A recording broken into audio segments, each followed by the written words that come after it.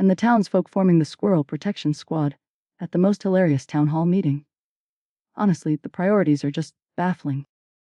Baffling? It's gold. While some poor woman's getting notes left on her doorstep, that probably say, "I know you didn't recycle that yogurt cup." The whole town's mobilizing because Nutty the Squirrel might miss bingo night. Forget the book. I want to move to Obsession Falls and run for Squirrel Czar. It's a fictional town, and the book is Obsession Falls by Kingsley, a contemporary romance novel with suspense on Audrey Young, who moves to this quirky town to escape a dangerous past, and Josiah Haven, the archetypal grumpy. Archetypal? He's a lumber snack. Says so right here in one of these 5-star reviews I definitely read. Stoic? Fiercely protective, emotionally stunted hunk of deliciousness. Sounds like my Uncle Tony. After Aunt Marie leaves him alone with the cannoli for too long. Emotionally stunted? Check. Protective of the cannoli? Check. Right? So Audrey arrives, meets Josiah in a rather embarrassing "I thought you were a squatter" situation, and finds herself drawn to this lumber snack, while also dealing with a stalker. Okay, hold up. This Josiah guy does not do people well. Dumb of ass when it comes to tact. This isn't a romance hero. This is Gary from 2 doors down who reports my recycling bin if the lid's open half an inch. Why are we rooting for this guy? Is being a grumpy hermit suddenly hot? It's the hidden depths, the protector complex. Readers apparently enjoy the fantasy of thawing the emotionally frozen man. It speaks to a desire for. It speaks to needing therapy. This guy sounds like he communicates exclusively through grunts and fixing leaky faucets without asking. And Audrey, sunshine personified, apparently, babbles a lot, sounds exhausting, probably leaves her socks on the floor. And one reviewer, bless their petty heart, called her a bad dog owner, letting Max, the sweetest derpy dog, run loose. The critique was perhaps overly harsh, focusing on a minor plot point to justify a low rating. Audrey is presented as resilient, optimistic despite her circumstances. Her dynamic with Josiah is the classic grumpy sunshine trope, designed to create friction and eventual connection. Friction? If she lets her dog run loose while a stalker's around, that's not friction. That's just being dumb. Reminds me of my ex Carol. Beautiful woman. Sunshine all day long, but zero situational awareness. Walked right into a lamppost once while telling me about her aura. Probably had a derpy dog, too. Can we please not relate every female character to your exes? And Max the dog is clearly beloved by readers. The derpy quality is meant to be endearing. Derpy means stupid. Endearing? Maybe. Still stupid. Like naming a whale Moby Dick and being surprised when it gets grumpy.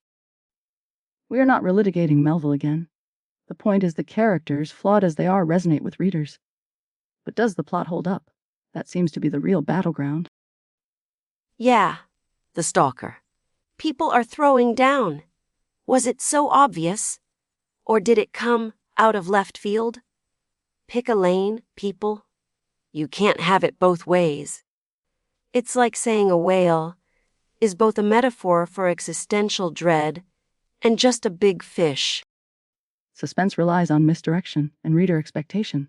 Some readers pick up on clues, others are surprised. It's subjective. What isn't subjective of the Squirrel Protection Squad? That town hall meeting. See, gold. Forget the stalker. The real suspense is whether they'll mandate tiny squirrel helmets. It's like my HOA arguing for 3 hours about the approved shade of beige for mailboxes, while Mrs. Henderson's prize poodle is actively being kidnapped by garden gnomes. Priorities? It's called world building. Establishing the town's unique character, though. I concede. The juxtaposition is stark. And speaking of stark, the romance itself, Some reviewers loved the light spice, others called it fade to black, a cop-out. Cop out. Absolute cop out. You give me a lumber snack, hero built like a brick outhouse, and a sunshine heroine running from danger. And you fade to black. That's like ordering a steak and getting a picture of one. We need details. Emotional connection is fine. But sometimes you just want to know if the lumberjack chops more than wood. You know? I refuse to engage with that. The emotional intimacy is the focus in many contemporary romances. It doesn't require graphic detail to be effective. Effective? Fine. If Josiah were a sandwich, what kind would he be?